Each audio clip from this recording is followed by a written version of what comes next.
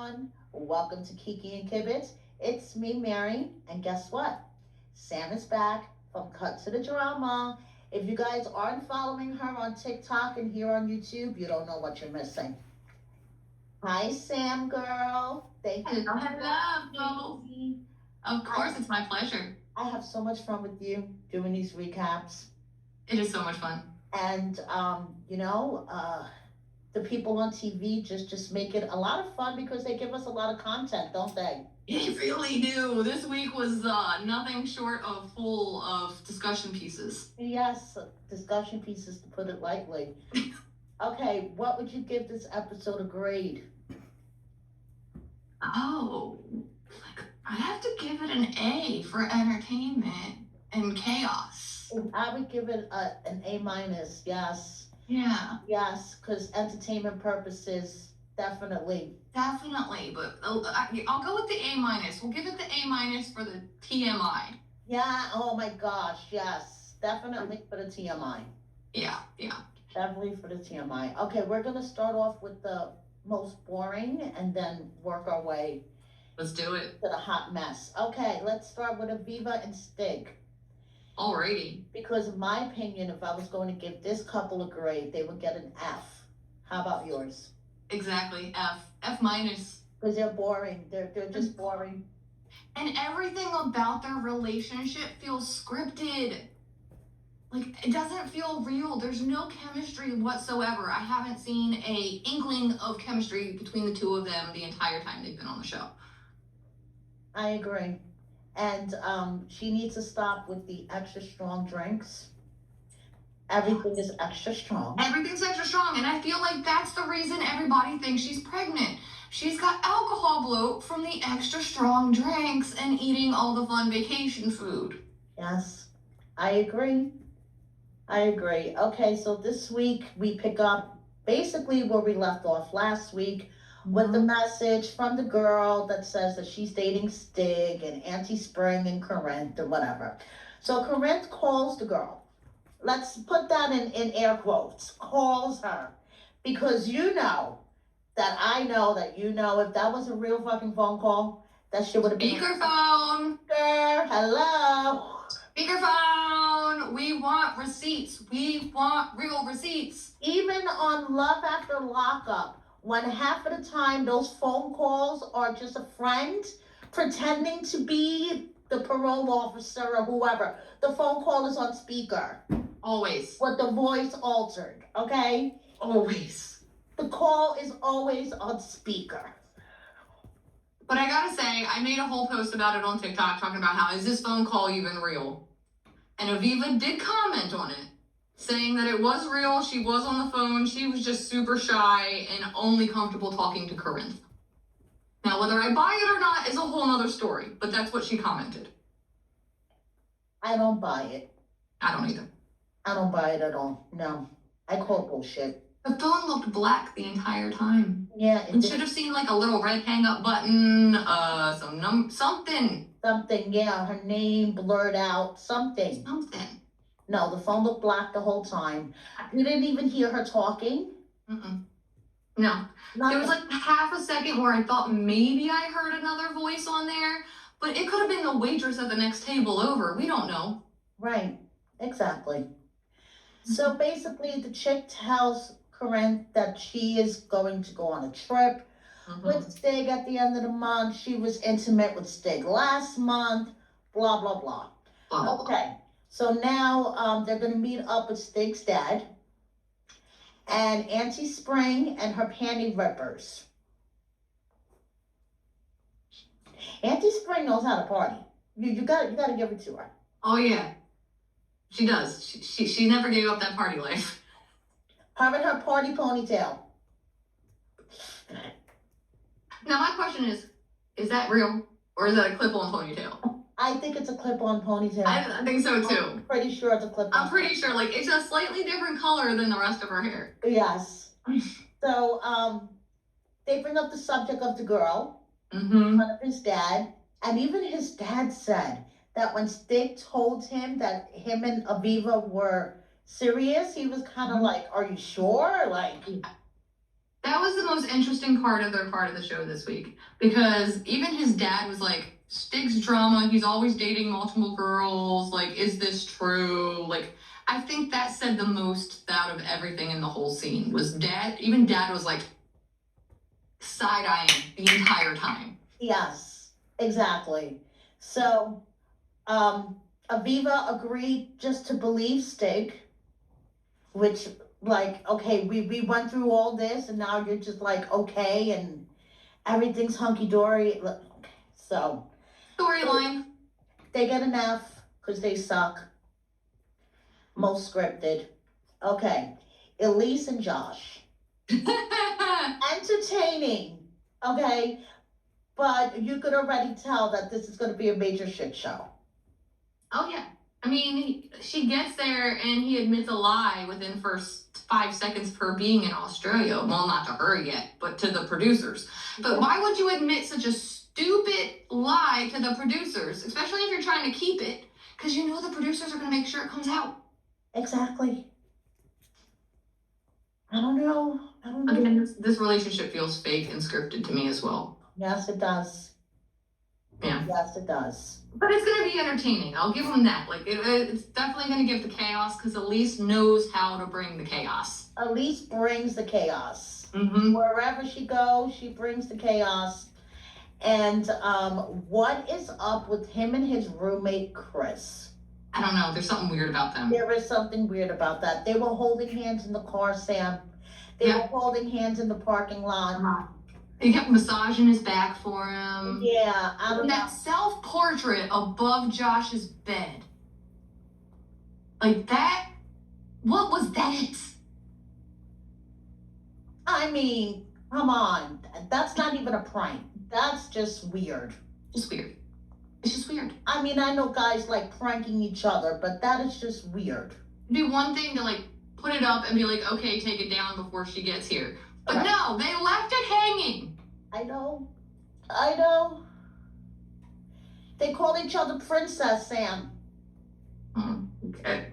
That might be saying something right there. I mean, come on. Like, I don't know, but maybe they're the ones that are in the real relationship. Elise is gonna walk into chaos. Okay, she's gonna walk into. I mean, she's already has walked into chaos. The girl has been first. She arrives at the airport, and her visa was denied like 1,000 times. Okay. Let's talk about that for a second. Yes. Because you caught why it was denied, right? Yes, I did. She put her name on the visa application backwards. Yes. So it didn't match her passport. No. She is not the brightest crayon. I'm telling you, what is in between her ears, between her and Emma? What is up there? I don't get it. I don't get it. So, if she wasn't going to see the love of her life, she would have gave the ticket agent her number. Of course. And if it doesn't work out while she's in Australia, she's going to go back and see if that ticket agent's still there and get that number. Of course she is. After a 28-hour flight, Josh thinks that she's just going to want to go to the bar and watch some horse races. Don't worry, after a few tequila shots, you won't remember that you have just flown 30 hours and haven't showered or done your makeup, even though you were the most materialistic, vain person on the planet. Exactly. No. It'll be okay. Be fine. And just get drunk, you'll be fine. Elise is like, fuck no, I'm changing out of this. Mm-hmm. And she makes them take her suitcases down, open it up. I want to look sluttier. Yes, sluttier. Oh, this dress doesn't require a bra or underwear. It'll save me time. She literally did all but literally lift her dress to prove that she wasn't wearing underwear when she came out too. Like, yes. Could she be any more thirsty? Yes. Thirsty is a great word for her, yes. It's just, so when she first laid eyes on Josh, she was looking at him like she wanted to eat him for lunch. Yeah. Like if she could have, I feel like she would have been Daniel in that moment and just ate his face. Yes. Yeah. Yes, I think so too, because she just kept saying, oh, you're so sexy. Oh, you're so sexy. It's all she cares about. This is the same chick that thought Rob was sexy. And Carlo. And Carlo. Yes, and Carlo. I forgot about him. Carlo. She thought Carlo was sexy. She thinks any man who give her a split second of attention is sexy. I mean, I hate to say it, but if Gino slid into her DMs, and she would probably think he's she'd sexy. probably be like, oh my God, he likes me. Him and his bald head. That patch is sexy. It's so sexy, I'm gonna play with it with my fingernails.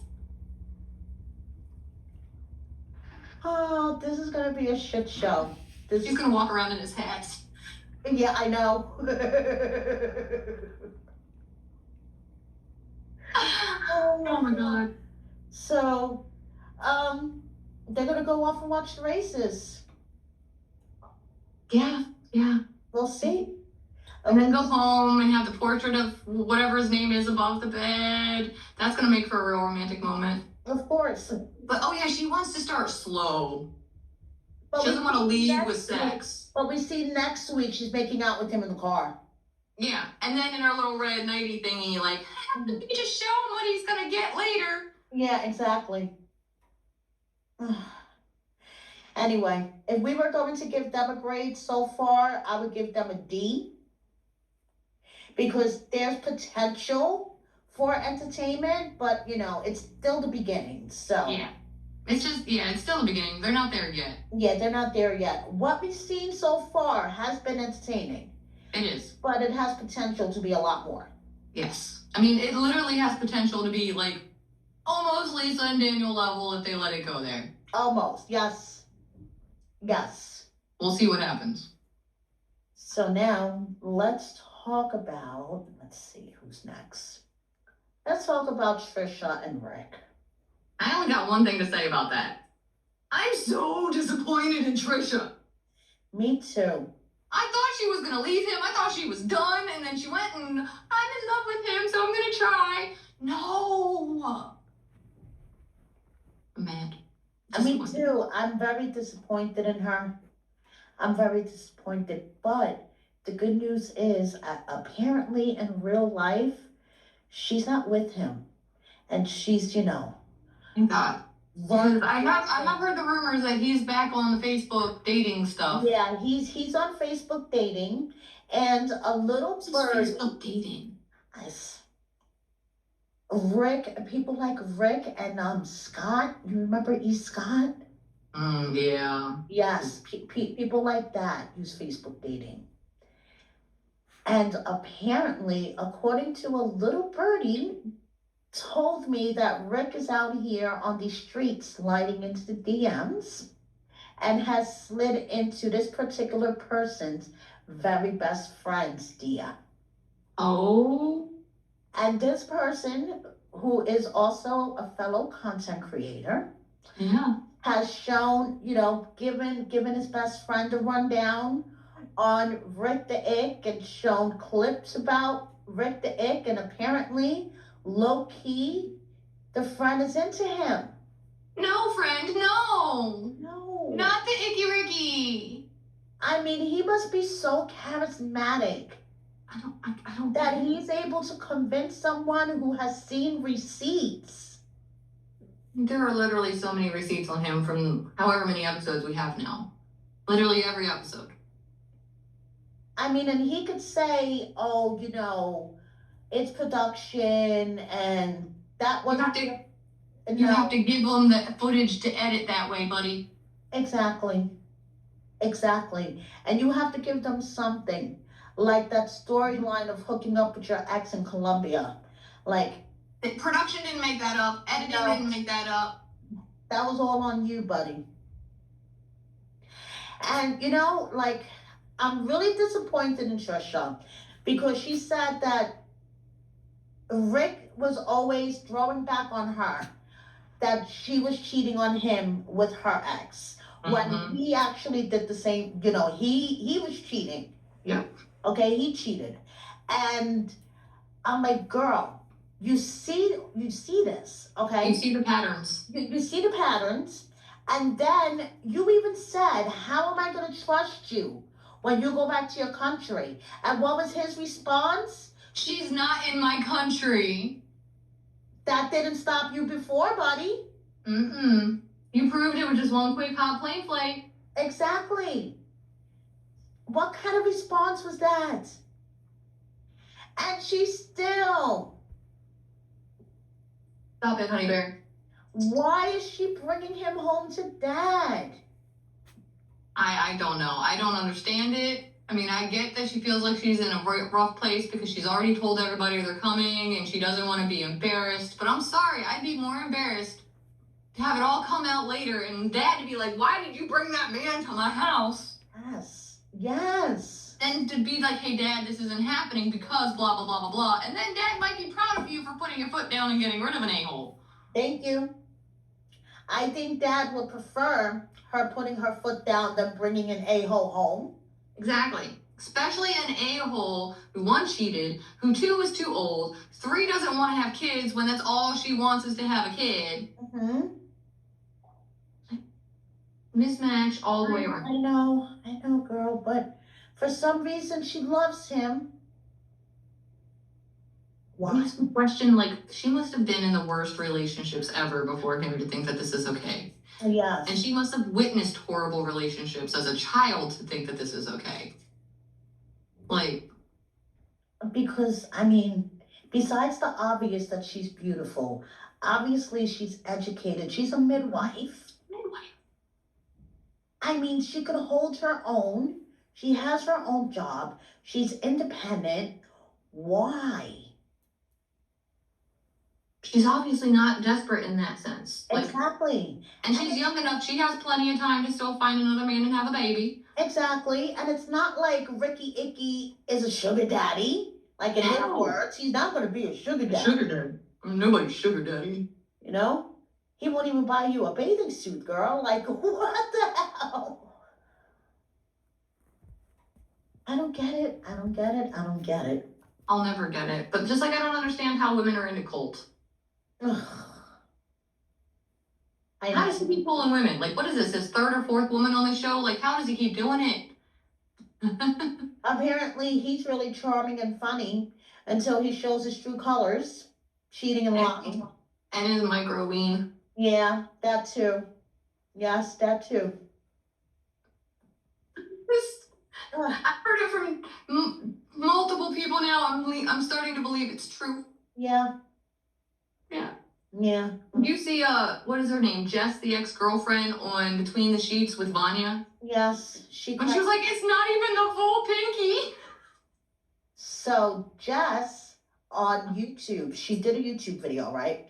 And she was talking about behind the scenes where she met everybody while she was filming Between the Sheets. And she said she had one requirement for production. She didn't care if he was covered in 18-karat gold.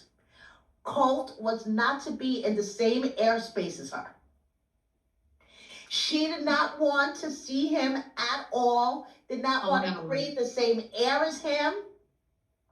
So production accommodated, and she would like film in the morning, and he would like film in the late afternoon, so they wouldn't run into each other.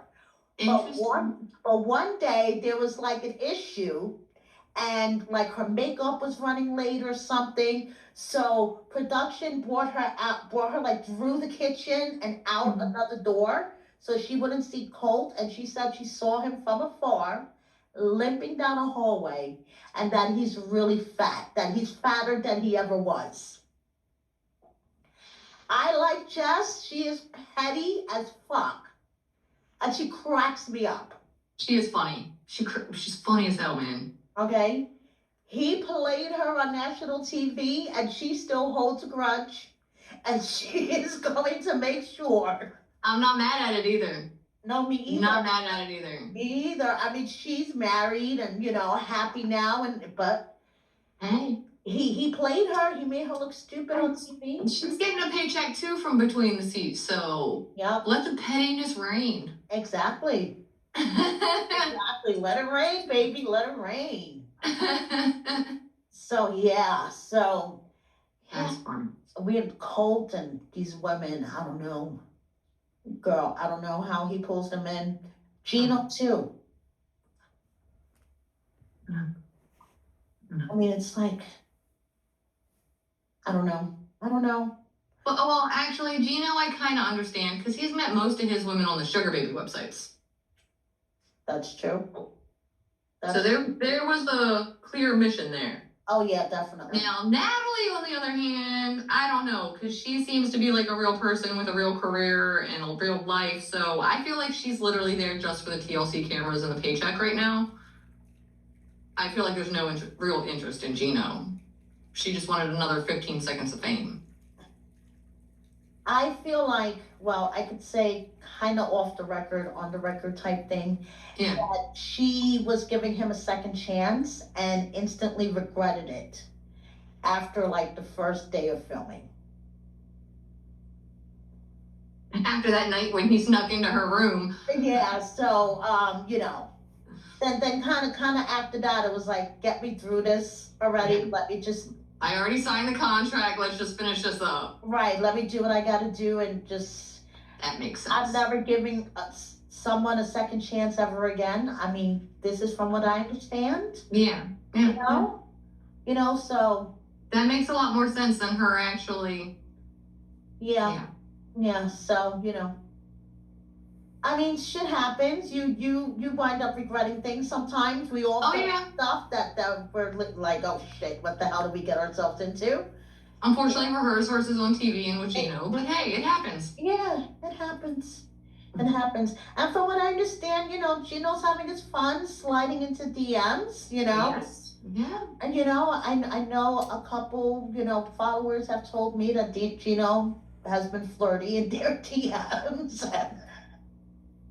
Did you see where he was, what's her name? Roxy was kind of flirting with him? Yes. That cracked me up. Because, like, I feel like she was joking, but he seemed to really take it serious. Oh, yeah, he did. And, like, it was funny to be like, he's actually, like, calling her out on the show. I know, he's just... One day he'll be in on the joke. One day he'll be in on the joke. Maybe, yes, maybe. So who do we want to talk about next? Oh, I know who I want to talk about next. Okay. Forrest and Sheena and Molly. Fucking Molly. Fucking Molly. Shut up, Molly. Like, seriously, she couldn't let them have their moment. That's all I hear now when she opens up her mouth. And it's literally like the Charlie Brown teacher, just in a harsher tone. Yes. Yes. And the way that she makes fun of Sheena and Forrest, I want to reach through the fucking TV and just snatch her. It reminds me, my stepbrother is learning disabled. Okay. And honestly, it reminds me of my stepmother when he was a kid, because she was quite abusive at times. And I'm like, this is not how you treat your child, especially when you're trying to teach them how to be a capable human being when it's that much harder for them. Right. To sit there and belittle them like that is just not right. So I wanted to crawl through the screen and hug Forrest and Sheena, but when they stood up for themselves, I was so proud. Me too. I literally screamed at the TV like, yes, Forrest, yes. My husband come running downstairs like, are you okay? What happened? You're like, Forrest finally stood up for himself. Yes. He said, are you going to be a part of our lives or not? I was so proud of him. So and then when he was like, oh, and when everything crumbles, don't pick up the phone and call. And he was like, I won't. I won't. Don't worry, I won't. And the moment that totally just cemented it for me, where I'm like, I'm done with Molly, there's no coming back anymore, is when she said that one line. When she came out and said, oh, you'd probably forgive her and go back to her even if she diddled somebody else, wouldn't you, Forrest? Done. I was done. Done. I was like, what kind of mother are you? How the fuck could you say that to your son? I mean, Sheena has her issues, yes, but that is never ever been shown to be one of them. No. If anything, that's her trauma. Because it's been done to her. Exactly. And knowing Forrest and how close he is with his mother, I feel like at some point between then and now, Forrest told his mom about that conversation, and Molly now has that and used it as ammo. And that pisses me off even more. She's disgusting. She is. Dev should have spoke up more. He should have, but I knew he wouldn't. No. I knew he wouldn't. I feel like Dev is definitely I feel like Dev's the husband where he knows better. He's not going to say anything in the moment because it's just going to set her off more. But I feel like once they were calm and everybody was breathing normally again, they were back up in the hotel room or whatever, I feel like Dev would have had his moment like, Molly, you know that was wrong. And that would probably be all Dev would say because he's a man of few words. Exactly. But that's all Dev needs to say. Exactly. She was so disgustingly wrong. So wrong. In so many ways. So angry for what? Your son just announced something that's supposed to be a joyous occasion. Why did you think you guys were going over there in the first place? Because literally the purpose of them going on this trip was to see if they were suitable to get married. Right. The goal from the very beginning was to be engaged by the end of the trip. So now you're surprised? Right, you're surprised and you're mad that he didn't include you? Molly, what the fuck? But so proud for Forrest and Sheena. So proud. So proud. Sheena standing by him. They're a team. So proud of them. I almost hope that he stays there. Yeah, me too. Like, I know he's home now. Right. Hope in the long run, like, they actually get the visa for him to go there and stay. I think it would be much healthier for them. Oh, yes. And if they do come here, they need to move away from Molly. The cord definitely needs to be cut. I understand he's, they're best friends, but the cord... Best friends sometimes grow apart. Exactly. The cord definitely needs to be cut. Yeah. Yeah. I agree. Craziness. Okay. The ultimate train wreck. Poopgate!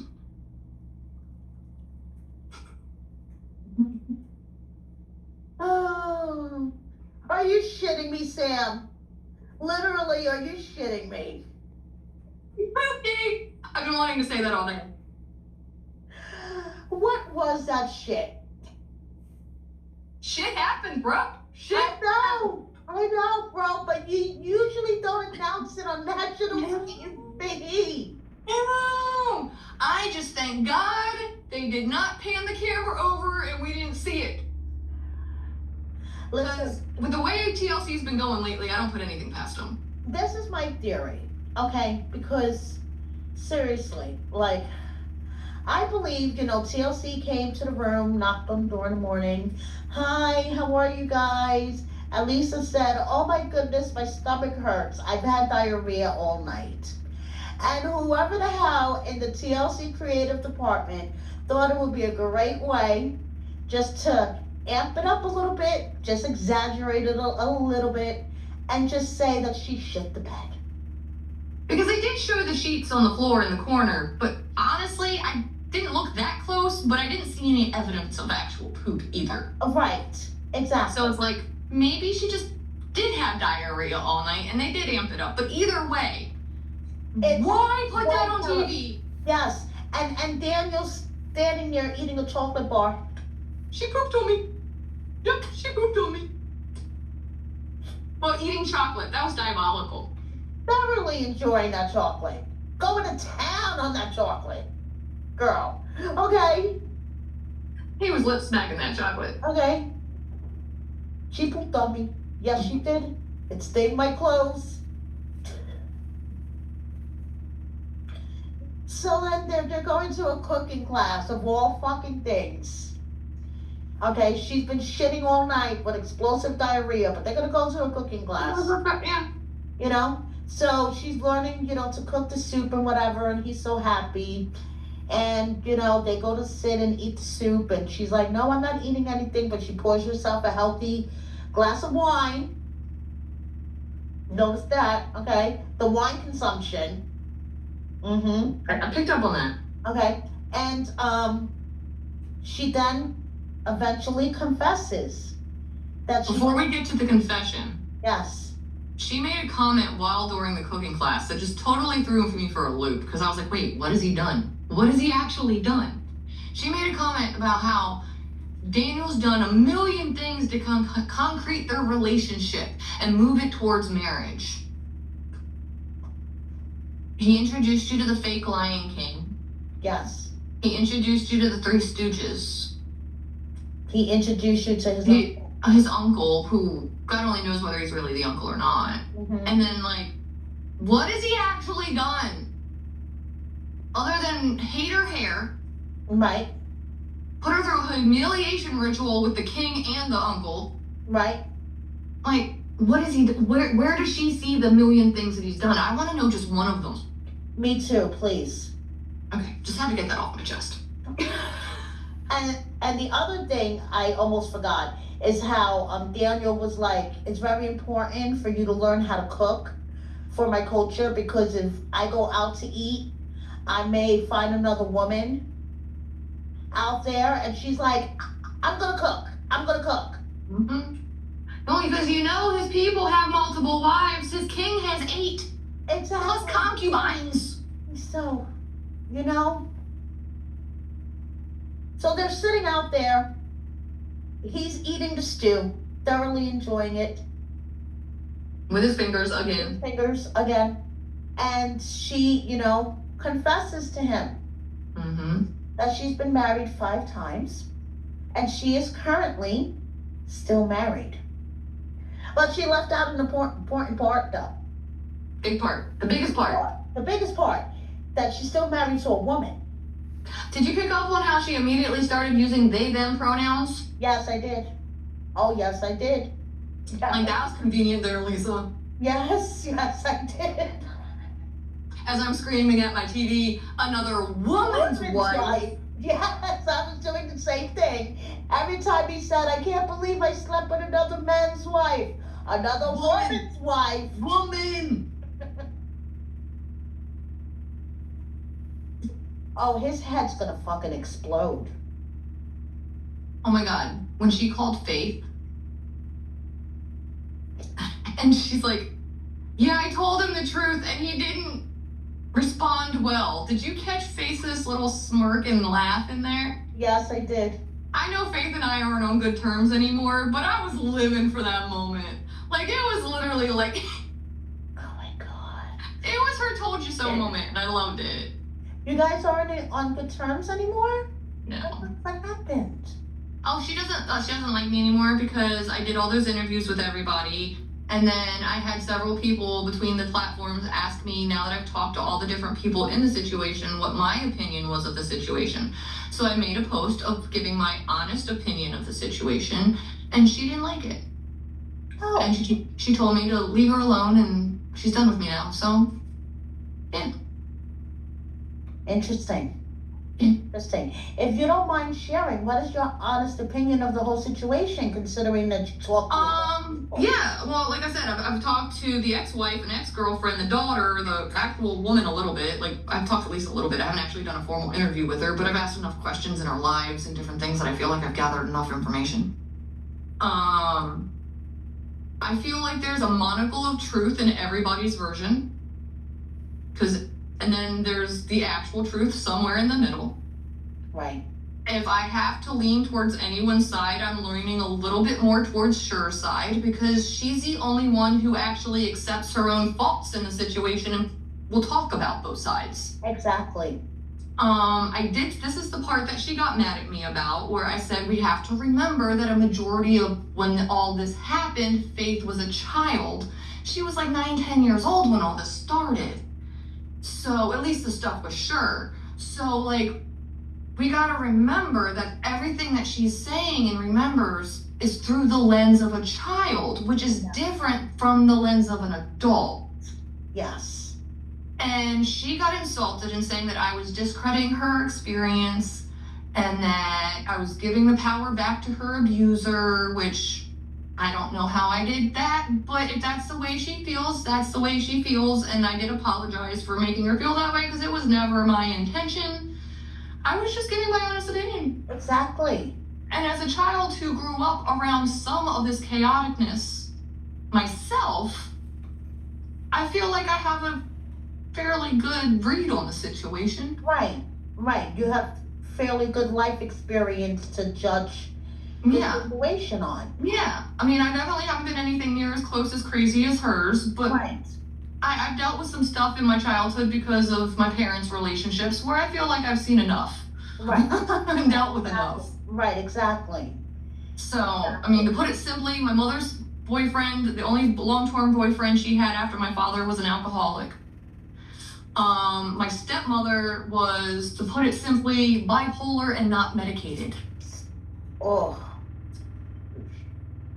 So it was a roller coaster, Yes. to put it simply. Right, you have life experience on this, so yeah. Yeah. So, and like I said, like I said from the beginning, I tried to stay as neutral as possible, at least when it came to everybody but Lisa. Right. Like Lisa, we all have our own opinions because we've seen enough on TV and enough on her social medias. But with everybody else who's been brought into the situation, like Faith and all the exes, I try to be as neutral as possible and just let them get their perspective out there. Right. But at the same time, if people are going to ask my personal opinion, I'm going to put it out there. Of course. And it's my channel, so I can do that. Exactly. We can do whatever the fuck we want on our channels. Yeah, so I don't think I'm going to be getting any more exclusive information from Faith, but it's fine. Yeah. I mean, in my opinion, from, what I've learned and my interview with Cheryl and you, and Lisa does not take accountability for anything. Everything is always Cheryl's fault. Mm-hmm. It is solely on her shoulders. Everything is her. And that one makes me lean more towards Cheryl. Because like you said, I mean, literally, she blamed. How many breakups has she blamed on Cheryl at this point? Like, we've got her breakup with Laura. Right. She's blaming her breakup with Daniel on Cheryl. Yeah. Because she didn't get the divorce filed in time. Yes. Like, when are your own choices, Accountability. You gotta live with it. But she never will. And then unfortunately, like we discussed before, Faith, I believe, in my opinion, suffers from some form of Stockholm syndrome. 100%. 100%. And now the roles have flipped. Faith feels like that she has to constantly defend her mother. And They got the craziest trauma bond I've seen in a long time. Like, I don't think either one of them knows how to function without the other. I don't think so either. Like, when she made that phone call to Faith, she shouldn't have called Faith. She should have called her friend. The one she borrowed all the money from? That's exactly what I was thinking. Where is this friend? But why are you calling your daughter in this? Some things don't need to be shared with your children, because then again, Faith is sitting there parenting her mother again. Going, you still have to tell him about the woman. It's going to destroy him about the woman. I know, but I just can't. I can't tell him.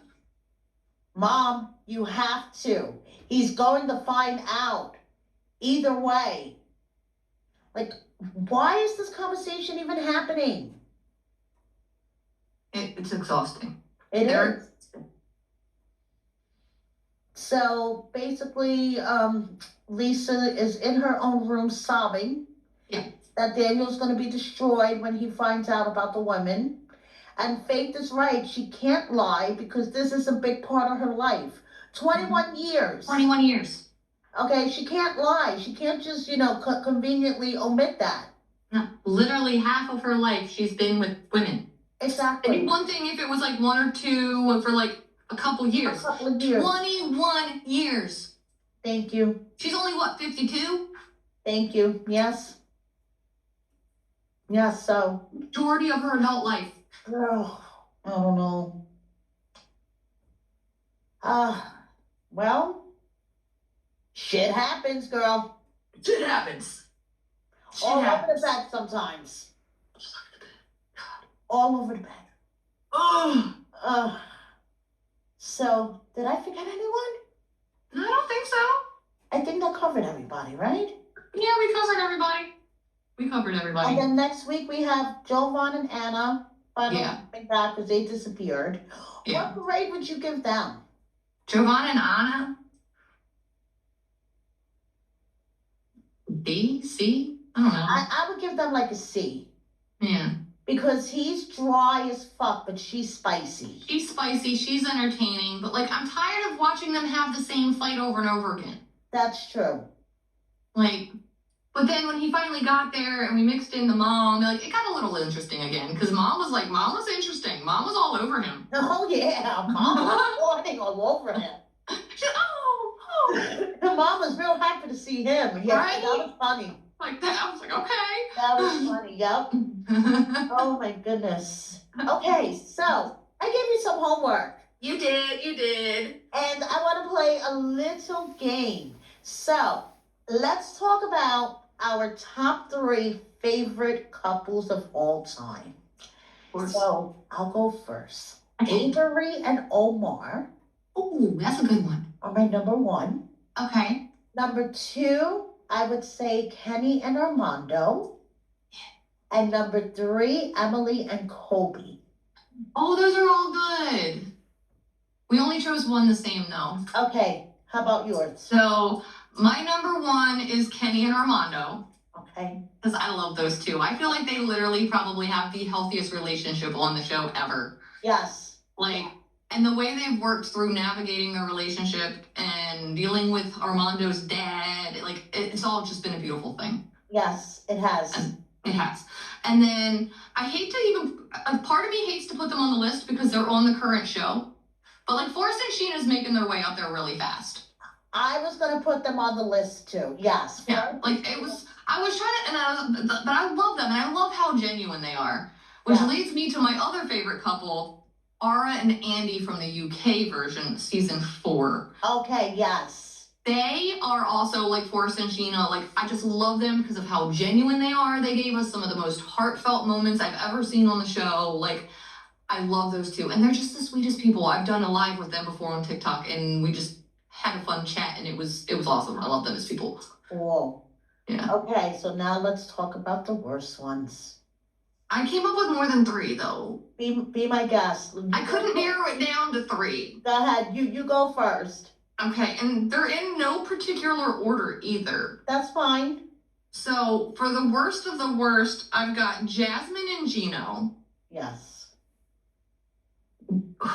I don't remember how he likes to pronounce his name, whether he pronounced it George or Jorge, but Jorge and Anfisa. Yes. Yes. Anfisa was horrible. Yeah. Of course, Danielle and Muhammad. Like, I feel like they were the original Daniel and Lisa in a lot of ways. Yes, they were. Yes, they were. Another one who I hate to put on there because they're on the current season, but they're quickly climbing the ranks, Emma and Zayed. And last but not least, the absolute train wreck known as Paul and Karini. Okay, so my top 3, and we have Paul and Karini, Angela and Michael. Yes. Yeah. Okay, and my last one, oh geez, Faith and Lauren. Yes. See, now I didn't put them, I didn't put Angela and Michael on there or Faith and Lauren on there because I liked Michael and I liked Faith. Right. But you gave me one more assignment on the homework list and they did make it to those lists. Okay, so now we have top 3 worst females. Again, it's more than 3. Yes, go ahead, girl. Go ahead. I'm going to start off with Rain. I think that was her name, the one that dated Cheaty, the blind guy. Oh, Renee. Oh, my God. Renee. You know that I interviewed her? Did you? I did. I'm going to send you the link, girl. Send me the link. She was crazy horrible. And the way she treated that man, I wanted to reach through my TV. Yes. She's not technically somebody that was officially in a couple on the show, but we got Mama Karen, Chantel's mother. Yes. The other one who's not officially on the show, but just related somehow, Nicole, Pedro's sister. If we want, we can add his mom in there too. Yeah. We'll just lump them together as one person. Yeah. Now we get to the official on the show people. Anfisa, Angela, and Elizabeth. I do not like Libby at all. Yeah, Libby. I used to feel bad for her, but I don't anymore. Yeah, she kind of gets under my skin. Okay, so my top 3 worst females: Angela, Jasmine, and Sophie. And I'm gonna add one more, Julia. Okay. Julia annoys the hell out of me. I feel like she's a whiny brat. She should appreciate her in-laws more.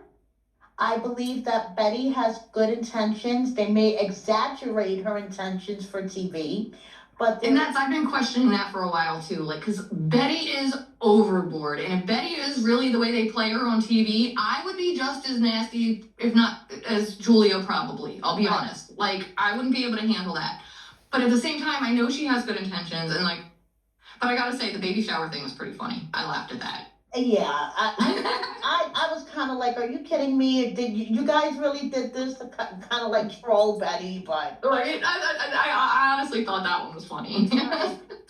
So yeah, so those are my worst. And then for the men, yes, I'm going to say, and in no particular order, Wheelchair Brian from the last season of B90. Yes, I forgot about him. I'm adding him to the list. Okay, Paul, because he was just, I can't even. And who was my third one? Oh my goodness. Tell me yours. I can't remember my third one. I guess I should have wrote them down. I got 5. Okay, talk to me. Again, in no particular order. Actually, I can pretty much order these. I can put these in kind of an order. I got Pedro. Okay. I got Andre, because that man, I dislike that man. Okay. Lauren. Yes, Lauren was the other one. Lauren was my third. Yes. Yeah, Lauren from Lauren and Faith. Yes. He was horrible. Him and his leaky penis, horrible piece of shit. Yes. Yes. And then, of course, we got Little Ed. Yeah. I refuse to call him Big Ed. He's Little Ed. And then, for me, the worst of the worst at this point, he was on your list as well, Paul. Yeah. I mean, he ran away from his girlfriend, freaking out, and she got mugged. I know. I know. We're running through the Amazon. And then all the stuff, like, I try not to bring in the off-screen drama when I was doing my list, but then all the off-screen drama with Paul and Karini. He's been kidnapped, he went missing, like... Lost custody of their kids. I mean... Get them together. I saw a video of him recently where he was doing an interview with somebody. I don't know who the guy was, but like, it was basically showing where they're living now. I'm not even sure if Karini was there. I didn't see her, but like, it looked like a condemned whatever it was. Like, he is living in Brazil. Yeah. He is living here permanently. And she got a new June, and she had a baby. Did you know that? Oh yeah, she's apparently stuck in Brazil. Yeah, he's stuck in Brazil for whatever reason. I don't know if he's voluntarily choosing to be stuck there, but apparently we switched. Brazil got Paul and we got Karini. I don't know which one's worse. Because they're both pretty bad shit. Yeah, I don't know either. I think I got Karini here. They can keep Paul. Yeah, so yeah, I know Paul is apparently living in like poverty, and so is Lauren apparently in the Philippines. Oh, have you seen Lauren and his new? Yes. Lady boy. Yes. Lady boy. Yes. His new lady boy. Yes. He looks like Gene Jones, something like that. Yeah, something like that. I think Gene. Yeah. Did you see the? Oh my God! Did you see the video I made of him when they were in the typhoon? Yes, I did. Oh my goodness. They're walking through the water. It's like knee high, and I put it to the Walking Dead music because I swear he literally looked.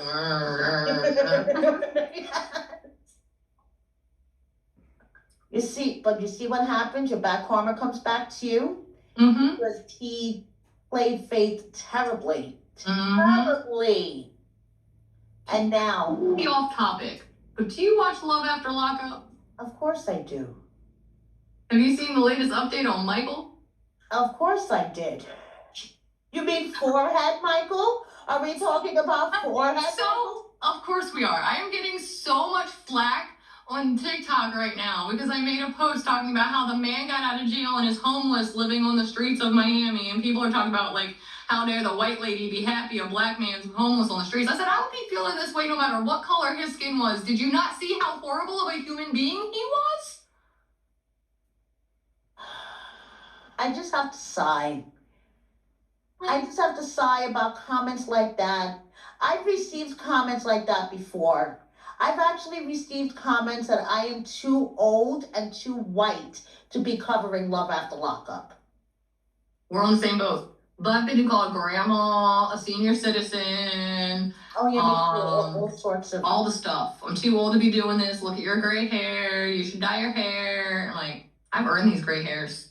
Exactly. I'm proud of them. Exactly. Like, please, go fuck yourself. If you don't like it, go watch someone else. Like, yeah, seriously. All my favorite comments. Who cares? Obviously you went up to comment. Exactly. Or you would have kept scrolling. Scroll, bitch, scroll. Exactly. I mean, I see shit I don't care about all the time. I might think, do I stop on everyone and go, who cares? Who cares? Just keep going. Keep going on the Discord. Until you find something that you care about and then comment on it. Because if you keep commenting on the stuff that you don't care, they're going to think you care and keep putting it in your feed. Exactly. Thank you. Like, but you know. I don't know about people sometimes, Sam. I've been doing this, oh gosh, going on, what is this, my 4th year, my 5th year? Okay.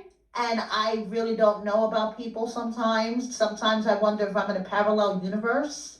Yes. Like, it's not that serious. This is a YouTube video about reality TV. Yeah. My favorite thing is when they come on, they're like, you need to get a life. All you do is talk about people's lives on TV. I'm like, have you not looked at the rest of my page? That's literally what my channel is about. Thank you. If you don't like And I don't see anyone, not for nothing, telling Harvey Levin at TMZ to get a life. This is our jobs. These are our side hustles. Making money doing this, you know, a little something always helps. I don't come in at your side hustle and say what you doing. Right, exactly. Why are you doing that? Right? So, yeah. Yeah, so Michael, oh boy. I know. Karma, baby, karma. Karma, he was a real douchebag. I mean. He really was. The way he played baby mama, the way he took girls' V card while pretending to be in some fairy tale relationship, like. I know. God only knows how many other women he did that to after he got off the show. Because then he was with that other chick, Maria, then he had a child with her.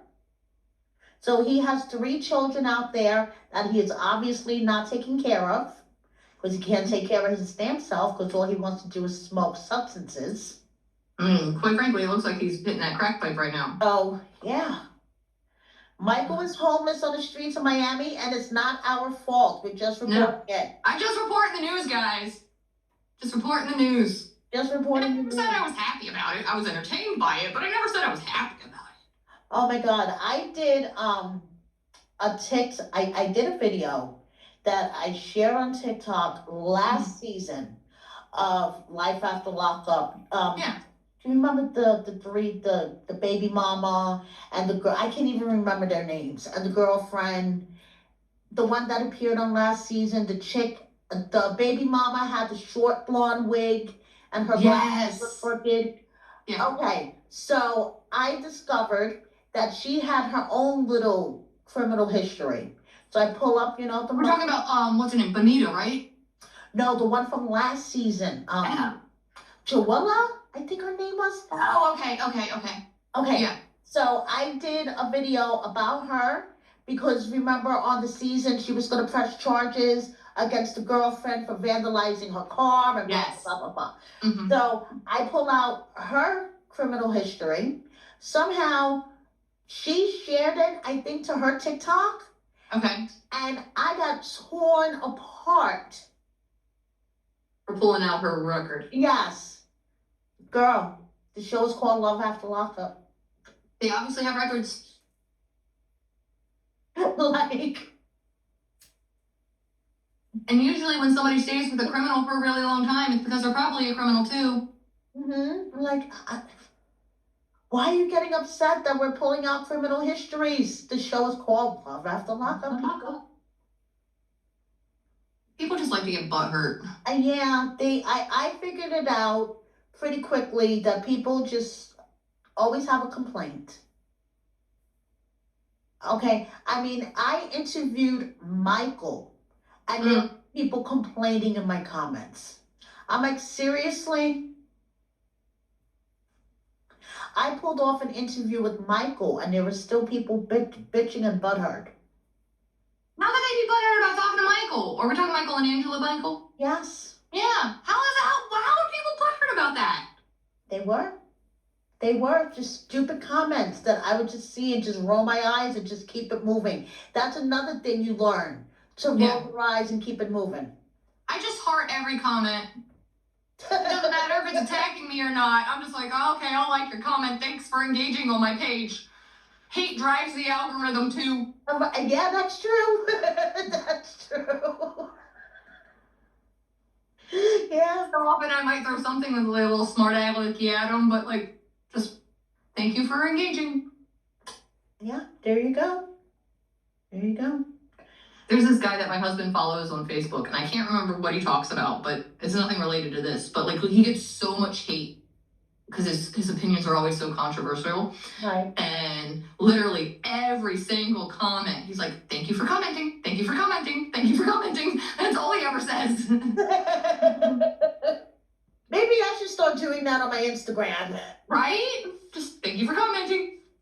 Right? I did, I do my tweets of the week, and I put up a tweet about Colt in his little red bikini in that scene, when him and Courtney rented the hotel room, and people were like yelling at me for body shaming him. I'm like, first of all, this is somebody else's tweet. Why am I getting yelled at? That's hilarious because like I've made a lot of quote unquote body shaming videos on my TikTok over like the 6 months that I've been doing this. And the only one that I didn't get hate for was the one I made about Colt. No, I was getting hate comments about a tweet that wasn't even mine. You just retweeted it. Yes, I just put together a collection of tweets, and I just put out what I call tweets of the week. Yeah. And this was just a collection of tweets for single life. And the first one was like something like, TLC, why are you torturing us like this? I literally made a whole post like, TLC, you could have told us you don't like us anymore. You could have just broken up with us a normal way. Right, exactly. Like, why is this necessary? And it was a screenshot of Colt in his red bikini. And somehow it turned into, oh, Kiki, why are you fat shaming? Kiki's not fat shaming anybody. Somebody else said it. Kiki's just sharing it. And a collection with others. There's like 15 of these in the post. That's funny. Funny. Yeah. Literally, I got yelled at for shaming Pedro over his back knee. Okay. And I wasn't even trying to really shame him. I was just pointing out the fact that the boy might be on steroids. Right. Okay. That's all I was trying to say. Like, he beefed up real quick before he got on the show. He's got back knee real bad. That is a side effect. I'm not saying he is. I'm not saying he isn't. But it could be a possibility. I got so much hate for that one. I got hate for talking about the girl's hair all the time. Talking about how horrible, like, how dare you talk about anybody's hair when your hair looks like yours? And I'm like, my hair's at least mine. Right, exactly. Exactly. But yeah, it's pretty funny. I don't care. I've gotten really nice thick skin since I started doing all this crap. Yes, me too. That's one thing. This shit will have you develop thick skin. You have to, or you'll never survive. Nope. So yes, you develop a thick skin after a while. Because people always have something to complain about. Oh yeah. But I love doing this with you. I enjoy it too. And we're gonna do more collabs in the future. Yes, please. Definitely. Definitely. You guys really need to follow Cut to the Drama on YouTube. Make sure you subscribe to her and go over to TikTok. Okay, because she is the bomb on TikTok. Her page is the bomb. And And we have live watch parties every Sunday and Monday night as the episodes air. Yes, they have live watch parties. I was in her B90 watch party on Sunday night. Mm-hmm. And Burkhan was in the chat. Mm-hmm. And Sheena popped in for a little while. Yes, Sheena popped in for a little bit. Yes. Never know who might pop up in there. Exactly. So she has the banging watch party on Sunday nights. And yeah, so I guess that's it for now. Well, it's been a pleasure yet again. Thank you so much, girl. Thank you for having me. Thank you, everybody, for watching, and we'll see you next time. Bye. Bye, everybody.